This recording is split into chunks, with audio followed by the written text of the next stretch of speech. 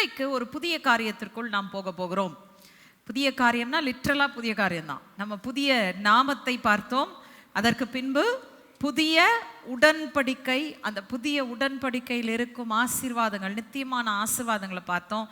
இன்றைக்கு நாம் இன்னொரு புதிய காரியத்திற்குள் போக போகிறோம். என்ன பார்க்க போறோம்? வாசிக்கலாம். ஏசாயா 41 அதிகாரம் 15 வசனம். ஐசாயா 41:15. இதோ போரடிக்கிறதற்கு நான் உன்னை புதிதும் கூர்மையுமான பற்களுள்ள எந்திரமாக்குகிறேன். நீ மலைகளை மிதித்து நொறுக்கி குன்றுகளை பதருக்கு ஒப்பாக்கி விடுவாய். ஓகே, இங்கே சொல்லுகிறார், புதிதும் கூர்மையுமான பற்கள் உள்ள ஒரு யந்திரமாக்குகிறேன், நீ மலைகளை மிதித்து குன்றுகளை பதருக்கு ஒப்பாக்கி விடுவாய் என்று ஆண்டவர் சொல்கிறத நம்ம பார்க்குறோம். ரைட். இப்போ புதிதும் கூர்மையுமான பற்கள் உள்ள யந்திரம் அப்படின்னு சொன்னோடனே ஏதோ ஒரு யந்திரம், ஏதோ ஒரு மெஷின், மலையை குடையிற யந்திரம் போல இருக்கு அப்படின்னு நம்ம நினச்சிக்கிறோம். ஆனால் இதனுடைய கரெக்ட் அர்த்தம் இதில் பல நேரத்தில் தமிழில் நீங்கள் புரிஞ்சுக்க முடியாது.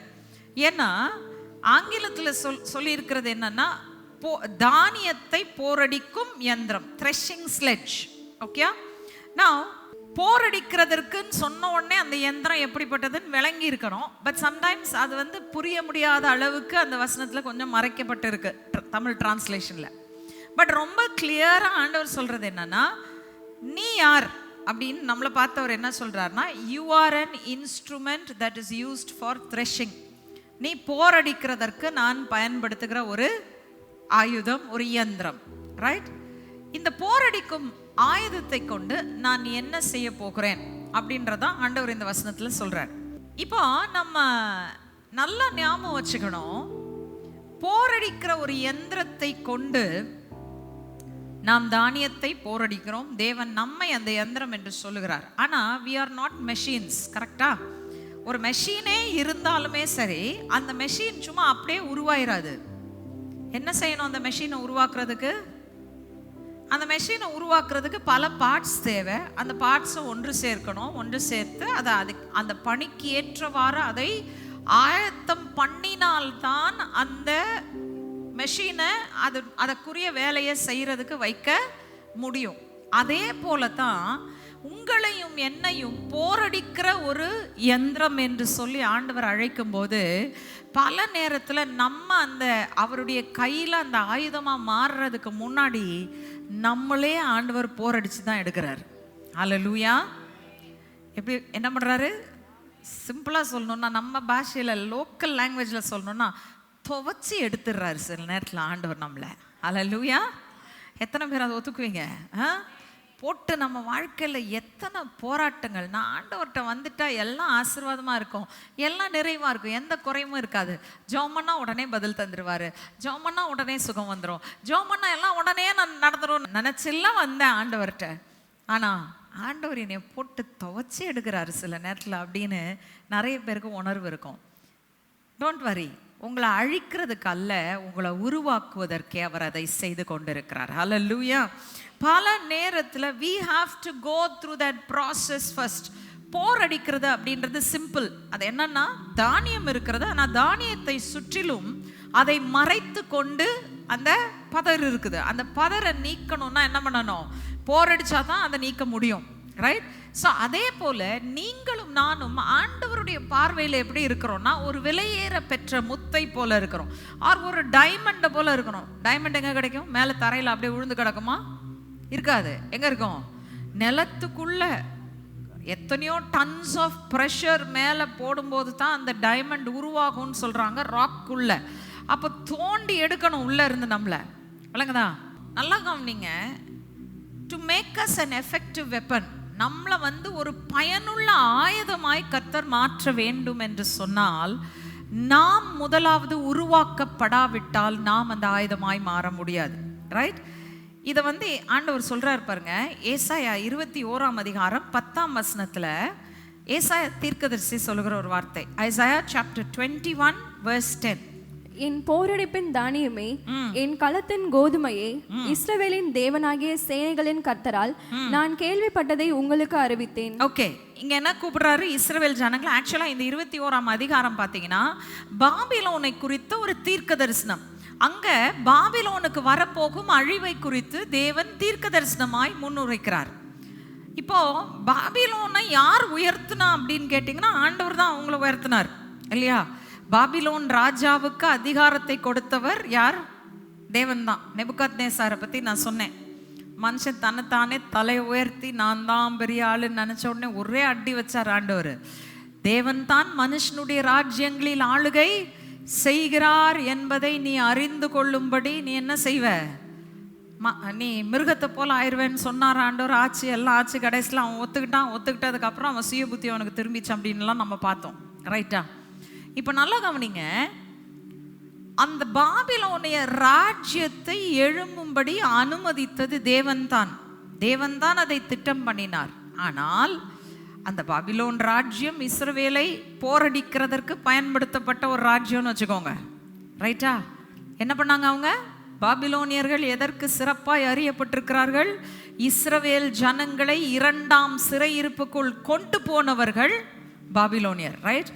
முதலாம் சிறையிருப்புக்குள்ள இவங்க போய் சிக்கினாங்க. ஏற்கனவே இருந்தாங்க. அவர்களை அறியாத ராஜா எழும்பின உடனே எகிப்துல அவங்களை அடிமைப்படுத்திட்டான். ஆனா 2வது பாபிலோனிய சிறையிருப்பு வந்து they were taken into captivity because of their sin. இப்போ ஆண்டவர் அவனை கொண்டு இவங்களை போரடிக்கிறார். ஆனா நல்லா ஞாபகம் வச்சுக்கோங்க, ஏசாயா 21ஆம் அதிகாரம் ஒரு நம்பிக்கையின் வார்த்தை. அங்க சொல்றார், என் போரடிப்பின் தானியமே, என் களத்தின் நல்ல கோதுமையே. அதுதான் இஸ்ரவேலை அவர் அழைக்கிற பேர். வாசிக்கலாம். எரேமியா 15ஆம் அதிகாரம் 19ஆம் வசனம். Jeremiah chapter 15 verse 19. இது நிமித்தம் நீ திரும்பாமல் நான் உன்னை திரும்ப சீர்படுத்துவேன், என் முகத்துக்கு முன்பாக நிலைத்தும் இருப்பாய். நீ தீழ்ப்பானதை நின்று விலையேற பெற்றதை பிரித்தெடுத்தால் என் வாய் போல் இருப்பாய். நீ அவர்களிடத்தில் திரும்பாமல் அவர்கள் உன்னிடத்தில் திரும்புவார்களாக என்று கர்த்தர் சொல்லுகிறார். ஓகே, இப்போ நல்லா கவனிங்க. இங்க என்ன ஆச்சு அப்படின்னு சொன்னா, எரேமியா வந்து புலம்ப ஆரம்பிச்சிட்டார். என்ன புலம்ப ஆரம்பிச்சிட்டாருன்னா, ஆண்டவரே இந்த ஜனங்கள் எல்லாம் எனக்கு விரோதமா இருக்காங்க, எப்ப பார்த்தாலும் என்னை வந்து பிரச்சனைக்குள்ளதான் ஆழ்த்துறானுங்க. ஆண்டவரே எப்போ பார்த்தாலும் என்னை நெருக்கிறானுங்க, கஷ்டம் போராட்டம். இவங்கள்ட்ட சொல்ற வார்த்தை எல்லாம் செவிடங்காதுல விழுந்த மாதிரி இருக்கு. சொல்லி சொல்லி ஒரு பிரயோஜனமும் இல்லை. இவங்களுக்கு ஊழியம் செஞ்சு என்ன பிரயோஜனம்? நம்ம வாழ்க்கையிலேயும் நிறைய நேரத்தில் அப்படிதான். ஆண்டவர் ஒரு நன்மையை செஞ்சுட்டாரு, நமக்கு ஒரு நல்லது செஞ்சுட்டாருன்னா 1000 ஸ்தோத்திரம் பலி என்ன, 10,000 ஸ்தோத்திரம் பலி கூட சொல்றதுக்கு நான் ஆயத்தம். ஆனா என் வாழ்க்கையில நான் நினைக்கிறது நடக்கல, அல்லது ஆண்டவர் என்னை ஊழியத்துக்கு அழைச்சிருக்கிறார், நான் ஊழியம் செய்கிறேன், நான் செய்யும் போது அவர் சொல்ற விளைவுகளை என்னால் பார்க்க முடியல அப்படின்னா உடனே நமக்கு என்ன வந்துடுது? முறுமுறுப்பு, கோபம். நீங்க சொல்றீங்க ஆனா செய்ய மாட்டேங்கிறீங்க. நீங்க செய்வீங்கன்னு எவ்வளவு நாள் தான் இப்படியே பொறுமையா காத்திருக்கிறது? நான் ஏதாச்சும் செய்யறேனே, அதையும் செய்ய விட மாட்டேங்கிறீங்க. செய்யாதன்னு சொல்லிடுறீங்க. ஏதாச்சும் ஒன்று செய்யலான்னா உடனே ஞாயிற்றுக்கிழமை செய்தியில் வந்துடுது, இதை செய்யாத அப்படின்னு அங்கே போட்டு அங்கேயே எங்களை தாக்குறீங்க. அதையும் செய்ய முடியல. எனக்கு தெரியும், நானும் தீர்க்கதரிசி தான். ரைட்? என்ன நடக்குதுன்றது எனக்கு நல்லாவே தெரியும். இந்த புலம்பெல்லாம் இருக்கு, புலம்புறோம். இதே போலதான் எரேமியாவும் புலம்புனாரு. ஆனா ஆண்டவர் அவர்கிட்ட சொல்றாரு பாருங்க, ரொம்ப அழகா சொல்றாரு, எரேமியாவே உன் புலம்பலை விட்டு முதலாவது என்ன செஞ்சிரு? என்கிட்ட திரும்பிரு. திரும்பினால் உன்னை திரும்ப. ஹல்லேலூயா. அப்படின்னா என்ன அர்த்தம்? நீ புலம்பிட்டு இருக்கிற வரைக்கும் ஒன்றும் வராது, புலம்புற வரைக்கும் ஒன்றும் நடக்காது, முன்னேற்றத்தை காண மாட்டாய். ஆனால் நீ திரும்பினால் உன்னை சீர்படுத்துவேன். சீர்படுத்துறது மட்டுமல்ல, என் முகத்துக்கு முன்பதாக நீ நிலைத்திருப்பாய். என் முகத்தை பார்த்துட்டே இருப்ப, நானும் என் முகத்தை காட்டுவேன். அவர் முகத்தின் வெளிச்சம் இல்லைன்னா உங்க வாழ்க்கை இருண்டு போயிடும். ஜாக்கிரதை.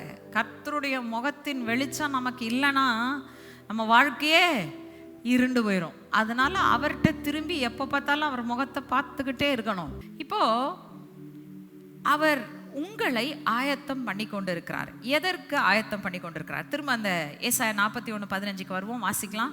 ஏசாயா 41:15. இதோ போரடிக்கிறதற்கு நான் உன்னை புதிதும் கூர்மையுமான பற்களுள்ள எந்திரமாக்குகிறேன். நீ மலைகளை மிதித்து நொறுக்கி குன்றுகளை பதருக்கு ஒப்பாக்கி விடுவாய். ஓகே, இப்போ இங்க இந்த சென்டென்ஸ்க்கு நடுவுல நீங்க பாத்தீங்கன்னா என்ன இருக்கு? ஒரு செமிகோலன் இருக்கு. நான் ஏற்கனவே சொல்லியிருக்கேன், செமிகோலன் போட்டா 2 சென்டென்ஸ்க்கு நடுவுல முதல் பகுதியை தனியாகவும் எடுத்துக்கலாம், பின்னாடி பகுதியை தனியாகவும் எடுத்துக்கலாம். இது ரெண்டும் ஆனால் ஒன்றை ஒன்று சார்ந்தது அப்படின்னு நான் உங்களுக்கு சொல்லியிருக்கேன். கரெக்டா? அப்போ இங்க நீங்க பாத்தீங்கன்னா அவர் சொல்றாரு, உன்னை போரடிக்கிற புதிதும் கூர்மையுமான பற்கள் உள்ள யந்திரமாக்குகிறேன். சரி, ஃபர்ஸ்ட் ஆஃப் ஆல் இந்த த்ரெஷிங் ஸ்லெட்ஜ் என்ன, இந்த போரடிக்கிற யந்திரம் என்ன? பழைய காலத்தில் அது ஒரு பெரிய போர்டு மாதிரி ஸ்லைட்லி பென்ட்டாக இருக்குமா. அதில் வந்து கூர்மையான பற்கள் கீழே வந்து ஒன்று மெட்டலில் இல்லைன்னா வுட்டில் வந்து போட்டிருப்பாங்க. அதை வச்சு என்ன பண்ணுவாங்கன்னா, அந்த தானியத்தின் மேலே அதை வச்சு அதை உருட்ட அது என்ன செய்யும், அந்த பதரும் அந்த தானியமும் தனித்தனியாக வந்துடும். நீங்கள் இந்தியாவில் கூட நமக்கு இருந்திருக்கு அந்த வீல், போரடிக்கிற வீல் வந்து மாடு வந்து அதை எடுத்துகிட்டு சுற்றும் இல்லையா. மனுஷரும் செய்வார்கள், மிருகங்களை வைத்தும் செய்வார்கள். சிம்பிளாக சொல்ல போனால் it's a method of using an instrument to separate the wheat and த சாஃப்.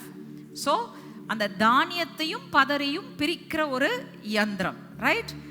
இப்போ அவர் சொல்றாரு, நான் இதுல ஒன்றை புதிதாய் நான் உருவாக்குவேன், விச் மீன்ஸ் நீ ஏற்கனவே செஞ்சுட்டு இருக்க, ஆனால் இதில் இன்னும் திரும்ப நான் வந்து புதிதாக்கி உன்னை யூஸ் பண்ணுவேன். ரெண்டு பகுதி, முதல் பகுதியை நான் சொல்லிட்டு இருக்கிறேன், ரைட்? நான் இன்னைக்கு பேச போகிறது புதிய ஒரு வல்லமையை குறித்தும் புதிய ஒரு அதிகாரத்தை குறித்தும், ரைட்? நீங்க இப்போ போரடிக்கிற யந்திரமா இருக்கிறீர்கள். நீங்க தானியத்தை பதரிலிருந்து பிரித்து கொண்டிருக்கிறீர்கள். ஆனால் நீங்கள் யாரா இருக்கிறீர்கள்? ஒரு புதிய வல்லமை பெற்றவர்களாய் இருக்கிறீர்கள். That's the promise of God. First அவர் என்ன சொல்றாரு? போரடிக்கிற யந்திரமாக மாற்றுகிறேன். அதை கொண்டு என்ன செய்யறாரு ஆண்டவர்? உங்களை வச்சு என்ன செய்யறார்? வாசிக்கலாம். மீகா 4ஆம் அதிகாரம் 11 to 13 வரைக்கும். சீயோன் தீட்டுப்படுவாளாக, எங்கள் கண் அவளை காண்பதாக என்று சொல்லி அநேக ஜாதியார் உனக்கு விரோதமாக கூடியிருக்கிறார்கள். ஆனாலும் அவர்கள் கர்த்தருடைய நினைவுகளை அறியாமலும் அவருடைய யோசனையை உணராமலும் இருக்கிறார்கள். அவர் அரிக்கட்டுகளை போல அவர்களை களத்திலே சேர்ப்பார். சீயோன் குமாரத்தியே, நீ எழுந்து போரடி. நான் உன் கொம்புகளை இரும்பும் உன் குளம்புகளை வெண்கலமும் ஆக்குவேன். நீ அநேக ஜனங்களை நொறுக்கி போடுவாய். அவர்கள் தேடி சேர்த்ததை நீ கர்த்தருக்கென்றும் அவர்களுடைய ஆஸ்தியை பூமிக்கெல்லாம் ஆண்டவராய் இருக்கிறவருக்கென்றும் நியமிப்பாய். ஓகே, இப்போ நல்லா கவனிங்க. ஆங்கிலத்துல சொல்லுவாங்க when it rains it pours அப்படின்வாங்க. அதாவது அப்படி என்ன அர்த்தம் அப்படின்னா, சில நேரத்தில் நம்ம வாழ்க்கையில் பிரச்சனை போராட்டம் வரும்போது ஏதோ ஒரு பக்கம் வந்து கொஞ்சமாக வந்தால் பரவாயில்ல, இது எப்படி வருது? எல்லா பக்கமும் சேர்ந்து ஒரே நேரத்தில் தலையில் விடுகிற மாதிரி என்ன செய்யுது? பிரச்சனை வந்து நெருக்குது. கரெக்டாக? எத்தனை பேர் அப்படி பிரச்சனை சந்திச்சிருக்கிறீங்க? அப்படிப்பட்ட பிரச்சனை வரும்போது என்ன செய்யறதுனே தெரியல. இந்த பக்கம் ஹேண்டில் பண்ணுறதா, இந்த பக்கம் ஹேண்டில் பண்ணுறதா, இந்த பக்கம் ஹேண்டில் பண்ணுறதா, இந்த பக்கம் ஹேண்டில் பண்ணுறதா, ஒன்றுமே தெரியல. எங்கே போகிறது, என்ன செய்யறது?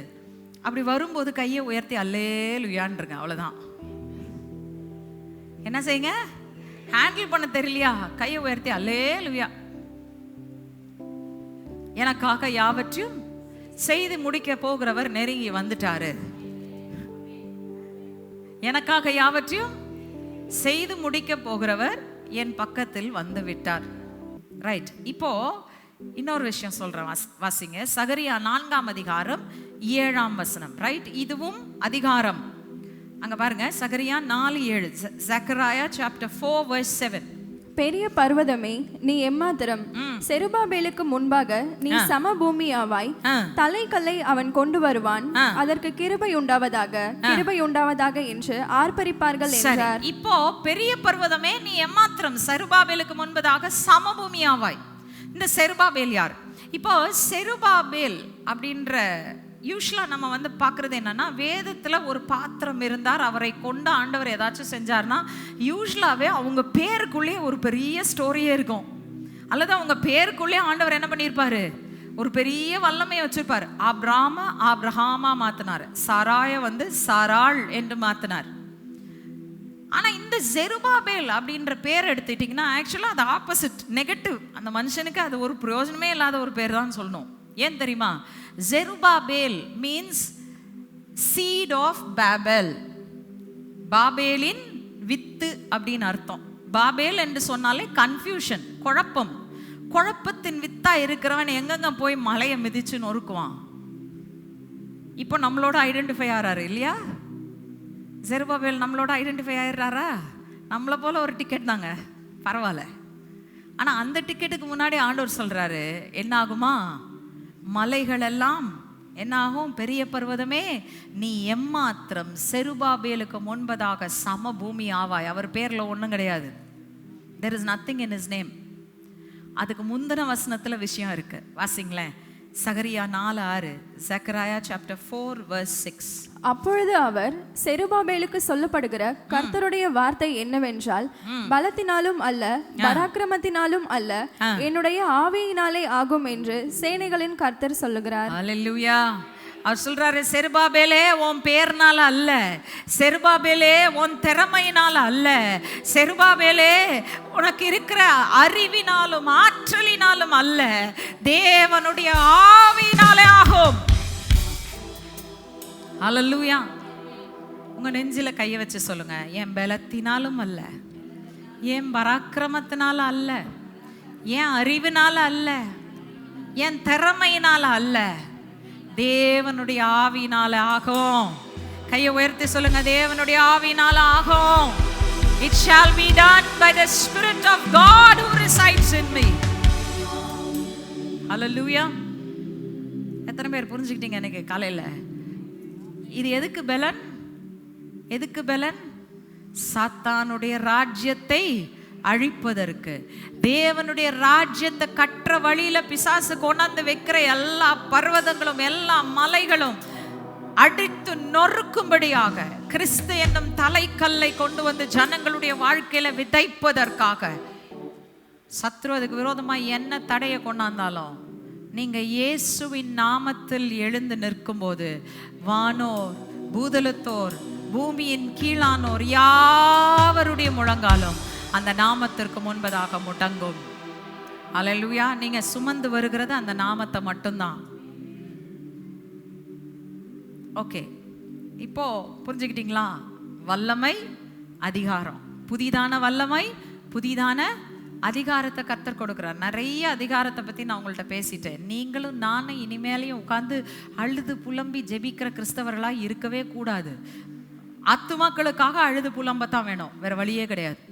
கரெக்டா? ஆத்துமாக்களுக்காக நீங்க அழுது புலம்பத்தான் வேணும்.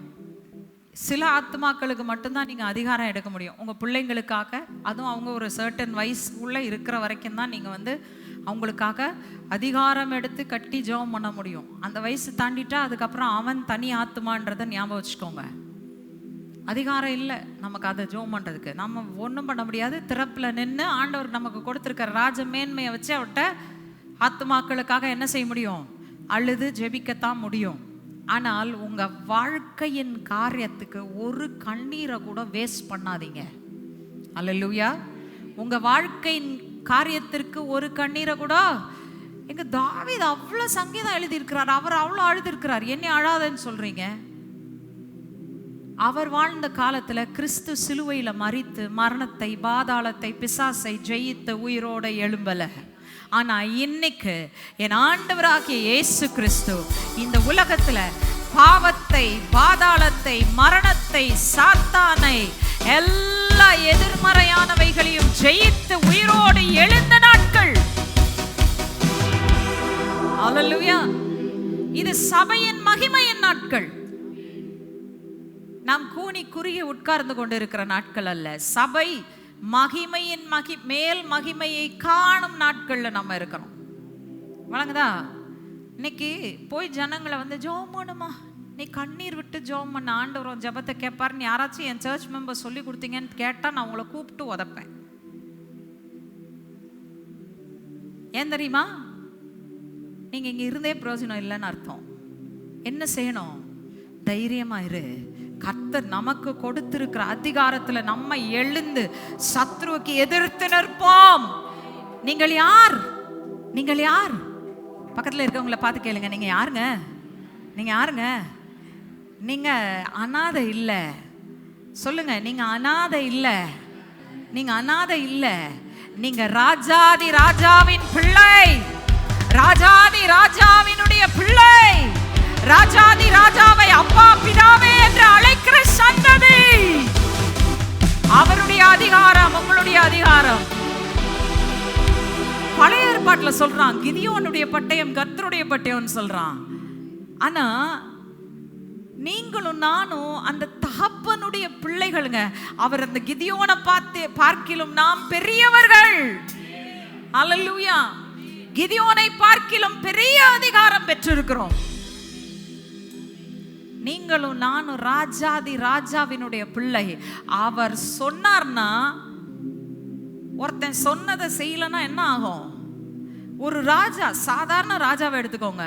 ராஜா இருக்கிறாரு, ராஜா ஒரு காரியத்தை சொல்றாரு, ஒருத்தன் செய்யல, அடுத்தது என்ன நடக்கும்? அவன் தலையை வெட்டிடுவாங்க. கரெக்டா? இன்னைக்கு நீங்க யாருங்க? நீங்க யாரு? ராஜாதி ராஜாவினுடைய பிள்ளைகள். அவருக்கு என்ன அதிகாரம் இருக்கிறதோ அதே அதிகாரம் உங்களுக்குள் இருக்கிறது. நீங்கள் மலைகளை பார்த்து, குன்றுகளை பார்த்து, இயேசுவின் நாமத்தினால் எனக்கு முன்பதாக சமபூமி ஆவா என்று சொல்ல அது ஆகும். நீங்கள் கட்டளையிட நிற்கும். அல்லேலூயா. எழுந்து நிற்போமா ஆண்டவருடைய சமூகத்துல? அல்லேலூயா. இன்னும் ஒரே ஒரு வசனம் இருக்கு, அதை எழுந்து நின்று நம்ம வாசிக்க போறோம். ரைட்? ஏசாயா 41:16 மட்டும் நம்ம வாசிக்க போறோம். உங்களை யாராக்கிட்டார் இப்போ? மலைகளை மிதித்து குன்றுகளை பதருக்கு ஒப்பாக்கி விடுகிற புதிதும் கூர்மையுமான பற்கள் உள்ள யந்திரம். சாதாரணமானதை மட்டும் செய்ய மாட்டீர்கள். எழுந்து போரடிக்கிற சியோன் குமாரத்தியா இருக்கிறது மட்டுமல்ல, மலைகளையும் குன்றுகளையும் பதருக்கு ஒப்பாக்கி விடுகிற அசாதாரணமான அசாத்தியமானவைகளை செய்கிறவர்களாய் நீங்கள் மாறிவிட்டீர்கள். இப்போ நீங்க அந்த அசாத்தியமானதை செஞ்சுட்டு என்ன செய்ய போறீங்க? 41:16 வாசிங்க. அவைகளை தூற்றுவாய், அப்பொழுது காற்று அவைகளை கொண்டு போய் சுழல் காற்று அவைகளை பறக்கடிக்கும். நீயோ கர்த்தருக்குள்ளே களி கூர்ந்து இஸ்ரவேலின் பரிசுத்தருக்குள்ளே மேன்மை பாராட்டி கொண்டிருப்பாய். அல்லேலூயா. என்ன பண்ணுவீங்கங்க? எல்லாத்தையும் ஒட்டச்சி நொறுக்கிட்டதுக்கு அப்புறம் தூற்றுவது அப்படின்னு சொல்றதுன்னா என்ன தெரியுமா? இந்த கூடையில தூக்கி அந்த தானியத்தையும் அந்த பதறியும் மேல இருந்து இப்படியே ஆட்டி அவன் கொட்டுவான். கொட்டும் போது காத்து வந்து அடிச்சு அந்த பதர் எல்லாத்தையும் செப்பரேட் ஆயிரும். அவன் காலு கீழே விழுந்து கிடக்கிறதெல்லாம் தானியம். ரைட்? இப்போ இன்னொன்னு சொன்னோம். எதை உடைப்போம்? தடைகளை உடைப்போம். எது? மலைகளை, குன்றுகளை, மலைகளை, பர்வதங்களை உடைப்போம். அதுக்குள்ள என்ன இருக்கும்? அதுக்குள்ள என்ன இருக்கும்? கல்லும் மண்ணும் மட்டும் தானே இருக்கும். வைரம் இருக்கும் தெரியுமா? வைர கற்கள், ரத்தின கற்கள் அதுல இருக்கும். ஒட்டச்சி போட்டுட்டேன், தூற்றுகிறேன். ஆவியானவருடைய காற்று தேவையற்றது எல்லாத்தையும் கொண்டு போயிடும். உள்ள இருக்கிற முத்துக்கள், உள்ள இருக்கக்கூடிய விலையேற பெற்ற கற்கள் வெளியே வரும். அல்லேலூயா. பிரயோஜனமற்றதெல்லாம் அகற்றப்படும். பிரயோஜனமானதை நான் பெற்றுக்கொள்வேன். எடுத்துக்கொண்டு ஆண்டவருடைய சமூகத்துக்கு வருவேன். அல்லேலூயா. அல்லேலூயா. நீங்க உங்களுக்கு எதிர்த்து வருகிற சத்ருக்கள், சத்ருவின் கிரியைகள், மலைகள் எல்லாவற்றையும் அடித்து நொறுக்க அறிந்திருந்தீங்கன்னா, இனி it's not just about over coming the hurdles. வெறும் தாண்டி வர்றது மட்டுமல்ல, அதற்குள் மறைக்கப்பட்டிருக்கிற விலையேற பெற்றவைகளை வெளியே கொண்டு வரும் காலம் வந்துவிட்டது. ஆண்டவர் உங்களை அதற்கு அழைக்கிறார். எத்தனை பேர் ஆயத்தம்? How many of you are ready? Hallelujah. Hallelujah.